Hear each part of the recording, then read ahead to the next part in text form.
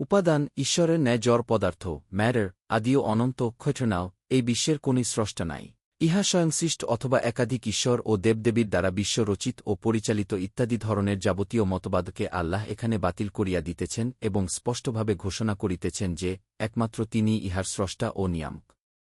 তারপর আসিল মানুষের পরিচয়। মানুষ কোথা হইতে আসিল? কে পয়দা করিল? সে পরিচয় দিতে গিয়া আল্লাহ বলিতেছেন, মানুষকে আল্লাহই পয়দা করিয়াছেন সামান্য রক্তকণিকা হইতে। এখানেও বলা হইল যে মানুষ ঈশ্বরের সৃষ্টি তাহার অংশ নহে অথবা স্বয়ম্ভূ নহে। লক্ষণীয় যে এইখানে বিবর্তনবাদ বা থিওরি অব এভলিউশন এর কথা আসিয়া পড়িতেছে। ক্ষুদ্র একটি রক্তবিন্দুর মধ্যে আল্লাহ মানুষের সমস্ত শক্তি ও সম্ভাবনাকে লুক্কায়িত রাখিয়াছেন, তারপর ক্রমবিবর্তনের মধ্য দিয়া সেই রক্তবিন্দুকে তিনি জ্ঞান বিবেকসম্পন্ন শক্তিশালী মনুষ্যে পরিণত করিতেছেন। অবশেষে আসিল জ্ঞানের কথা। মানুষের জ্ঞান কোথা হইতে আসিল?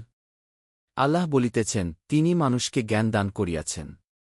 এই জ্ঞান দুই প্রকারের, লেখনীলব্ধ অর্থাৎ ইন্দ্রিয়গ্রাহ্য এবং লেখনীর বহির্ভূত অর্থাৎ আল্লাহর অনুগ্রহলব্ধ। জগতের দর্শন বিজ্ঞান শিল্প ইতিহাস যাবতীয় বিষয় লেখনীলব্ধ জ্ঞানের অন্তর্ভুক্ত অর্থাৎ কোনো না কোনো উপকরণ সাপেক্ষ। কিন্তু ইহা ছাড়াও আর এক প্রকারের জ্ঞান আছে, হা লাভ করিতে হইলে কোনো উপকরণ বা বাহনের প্রয়োজন হয় না, আল্লাহ যাহাকে অনুগ্রহ করিয়া দান করেন সেই তাহা পায়। ইহা অধ্যাত্মজ্ঞান ও তত্ত্বজ্ঞান ইলমেলাহি। এই জ্ঞানের উপকরণ অনুভূতি যুক্তিতর্ক বা ব্যাখ্যা বিশ্লেষণ নহে, ইহা প্রত্যক্ষ সত্য দর্শন বা সত্যের সাক্ষাৎ উপলব্ধি ইনচুইশন। আর কি চাই? সকল জ্ঞানের সকল তথ্যের ইহা তো সার কথা। সমগ্র দর্শনশাস্ত্রের ফিলসফি বিষয়বস্তু তো এই।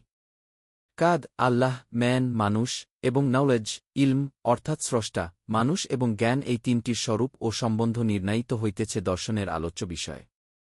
স্রষ্টাকে, তাহার স্বরূপ কি, সৃষ্টি কেমন করিয়া সম্ভব হইল, মানুষ কোথা হইতে আসিল, জ্ঞান কেমন করিয়া জন্মিল, জ্ঞান কয় প্রকারের, কতদূর তাহার সীমা ইত্যাদি সমস্যার সমাধানই হইতেছে দর্শনশাস্ত্রের প্রাতিপাদ্য বিষয়।